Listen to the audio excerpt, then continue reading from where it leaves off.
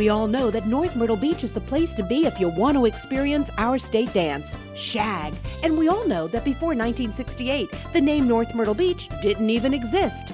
But here are some facts I bet you didn't know. This was where everybody got together and danced, and Daddy told me that early years that they had bands there, and these were people that came in, I guess, from all over and played music, shagged, and I guess the music was by the bands. I don't know any other way that they had that. And that they just got together and did what we do today. I guess just gathered and danced and drank and had a good time. Crescent Beach had their beach. Windy Hill had their beach. Ocean Drive had theirs. Cherry Grove had theirs. And it was pro and con, you know.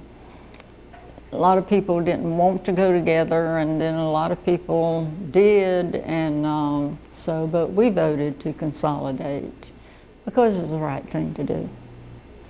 Neither little town was going to prosper until, you know, they got together. And they didn't want Ocean Drive to have the main street, and they figured everything would go to Ocean Drive and the other beaches wouldn't get anything, and all of that. It was, they would get all the tax money, and they wanted everything, and so it was kind of hard to get it all together.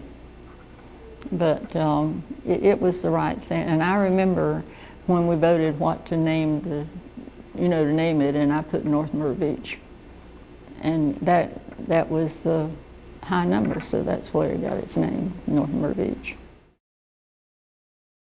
The truth of that one is John Jenrette and I was sitting down together, and he said, you know, the town really needs to have a park. And so he and I figured out and got the map out, and this would be a wonderful place for a park. So he and I designed it, and he decided that he could get matching funds from the government. So we appraised the land for, I think, $490, got matching funds from the federal government, and it was great for the city because the city was broke by that time, and that $490,000 in the treasury helped the city immensely. So we donated the park. The city got the piece of land and $490,000, and you really need to thank John Jenrette as well as Mom and I for that. We built it in '59 and we sold it in '91. It was wonderful. We had it for 32 years.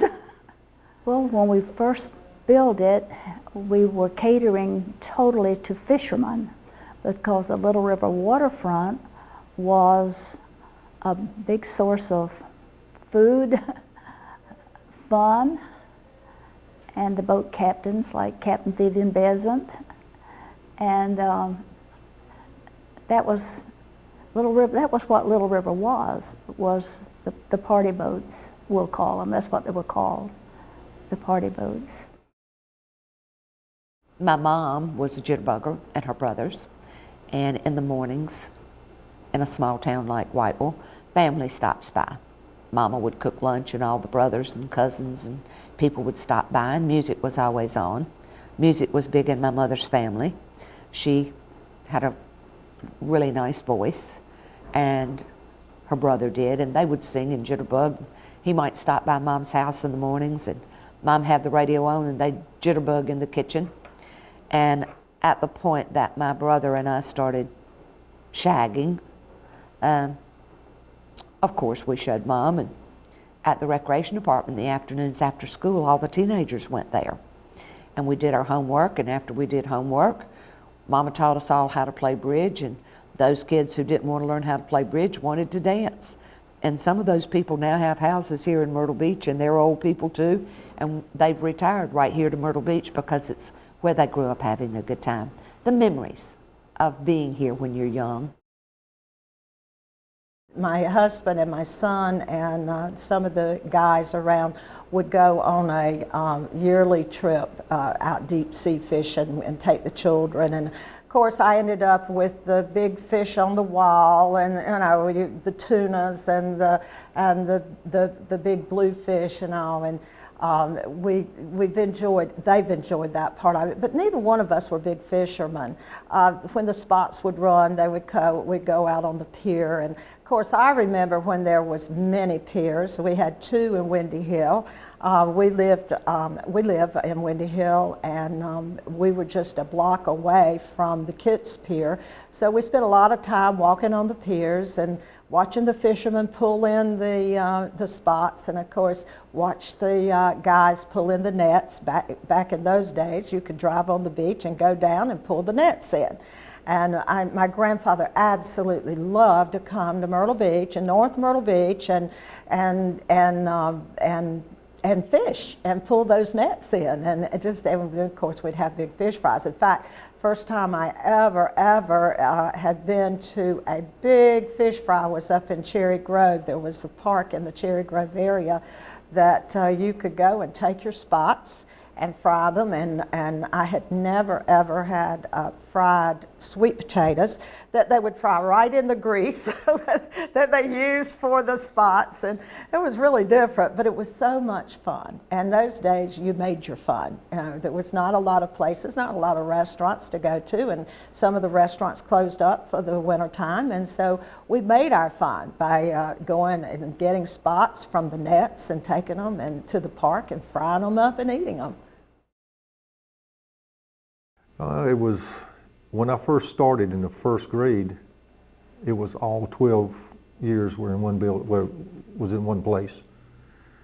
And we did the first and the second grade out at Walt P, and then third grade is when I came to North Myrtle Beach, where it is the grammar school there now, primary school. And spent through the sixth grade there, and then went back out to Walt P for junior high. Really, everybody was almost related, either by blood or by marriage, that lived at the beach during the winter. During the summer, it was really crowded, but during the winter, it was mostly family. And there was like 28 kids in my class, my graduating class, and we were all good friends. We all grew up together almost from the first grade through graduating. When I was in the 7th grade in our PE class, at the time it was North Myrtle Beach Elementary Middle combined, 3rd through 8th grade, we had dance in our PE classes, and we did the shag. Spent several weeks learning how to shag. None of us could get it. We weren't that coordinated in the 7th grade, but we had a really good time trying to learn. And then at one of the PTO functions, we had to get up and actually perform in front of all the parents. It was quite funny. I wish we had video of it. It was Easter Labor Day. And I remember when I was like 10 years old, which would have been 66, on a Sunday, Labor Day Sunday, coming out in the morning and going out on down in Ocean Drive, downtown, and the place was packed. You walk to the boulevard and you look to the left, look to the right, north to south, packed. Not a parking space, not a room empty. Went back in the house, watched TV, had lunch, probably, I don't know, did nothing. I came out at 4 o'clock in the afternoon and not a soul. Walked out the main street, didn't see anybody. Went to the boulevard, looked to the left and right, did not see a thing moving. It was that drastic. And like I said, then it became our beach again. It became home again, So as you can see, we're hard at work documenting history for the future North Myrtle Beach Area Historical Museum. And here's one more fact. We need you. Come join us in our effort to preserve North Myrtle Beach area history.